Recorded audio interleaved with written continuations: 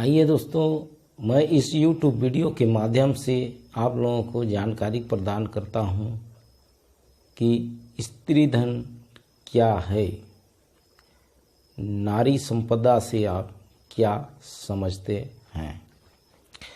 दोस्तों, स्त्री धन दो शब्दों से मिलकर बना हुआ है।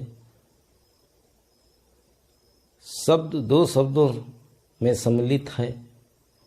पहला स्त्री तथा दूसरा धन, अतः इसका शाब्दिक अर्थ हुआ स्त्री की संपत्ति, स्त्री की संपदा। परंतु इसका अर्थ शाब्दिक अर्थ में नहीं लिया गया है। इसका संयुक्त अर्थ है नारी की वह संपत्ति जिस पर उसका पूर्ण स्वामित्व होता है। स्त्री धन का प्रारंभ सर्वप्रथम वैदिक युग में हुआ। वैदिक युग में कन्या को विवाह के अवसर पर जो दहेज की वस्तुएं, आभूषण, घर की सामग्री आदि दिए जाते हैं, उसे स्त्री धन समझा जाता था, क्योंकि उन वस्तुओं पर स्त्री का पूर्ण स्वामित्व होता था। वशिष्ठ स्पष्ट रूप से अलंकारों तथा विवाह के समय मिले द्रव्य को ही सम्मिलित करते हैं।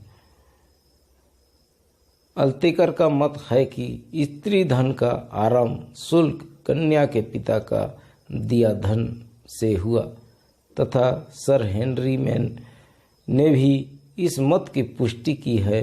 परंतु विष्णु, कौटिल्य तथा याज्ञवल्क्य स्मृति से पूर्व स्त्री धन के प्रकारों में शुल्क का कोई उल्लेख नहीं मिलता है। इसलिए सर हेनरी मैन तथा अल्तेकर की कल्पनाएं मान्य नहीं प्राप्त होती हैं। स्त्री धन के अर्थ की समीक्षा निम्नलिखित प्रकार से की जा सकती है। स्मृतिकारों के अनुसार, भाष्यकारों के अनुसार, न्यायिक निर्णयों के द्वारा स्त्री धन का उल्लेख सर्वप्रथम गौतम जी ने किया, परंतु इस पर इन्होंने कोई प्रकाश नहीं डाला। तत्पश्चात कौटिल्य ने अपने अर्थशास्त्र में स्त्री धन की विस्तार में दो व्यवस्थाएं की। पहली वृत्ति अर्थात जीवन निर्वाह के साधन, भू संपत्ति तथा स्वर्ण को इसमें सम्मिलित किया। अबंध्य अर्थात शरीर से बांधे जाने वाले आभूषण,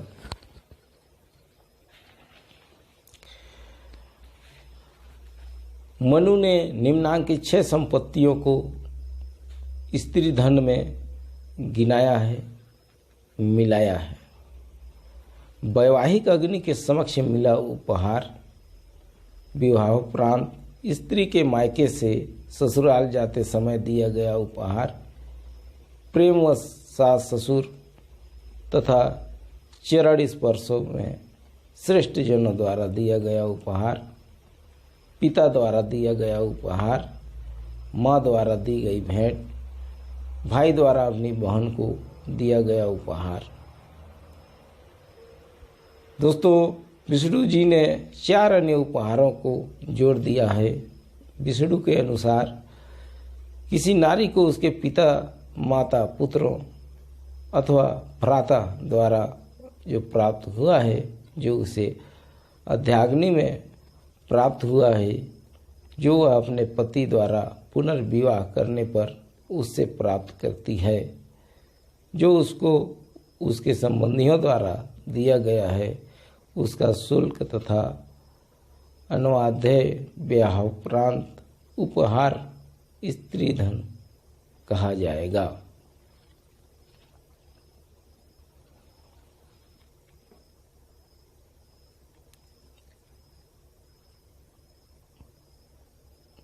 दोस्तों, अद्वेदनिका, अन्य पत्नी लाते समय पहली पत्नी को पति द्वारा दिया गया उपहार, विवाह होने के बाद पति के पैतृक संबंधियों द्वारा मिला उपहार, कन्या को विवाह में देने का शुल्क, पुत्रों एवं संबंधियों से मिला उपहार। इस प्रकार याज्ञवल्क्य के अनुसार पिता, माता, पति एवं भाई द्वारा दिया गया उपहार तथा अध्याग्नि एवं अद्वैतनिका में प्राप्त उपहार आदि स्त्री की संपत्ति नारी संपदा कहलाती है। दोस्तों, मिताक्षरा के अनुसार स्त्री धन जाने, यह एक मिताक्षरा विधि है। मिताक्षरा विधि के अनुसार मिताक्षरा के प्रणेता विज्ञानेश्वर ने याज्ञवल्क्य की परिभाषा लेकर स्त्री धन की सूची और अधिक बढ़ा दी है। उपयुक्त संपत्ति के अतिरिक्त निम्नलिखित संपत्तियों को और जोड़ दिया गया है।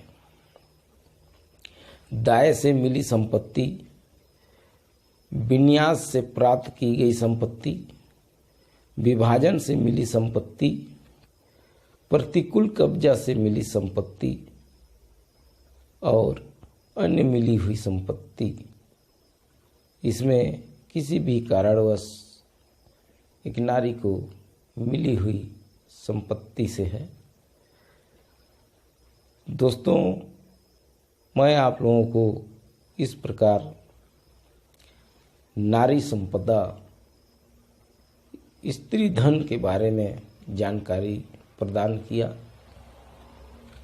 दोस्तों, मेरे वीडियो को लाइक, सब्सक्राइब, शेयर करना न भूलें और कानून की जानकारी लेते रहें।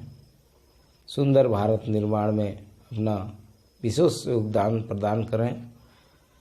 कानून का जानकार व्यक्ति बने। जय हिंद, जय भारत, जय छत्तीसगढ़।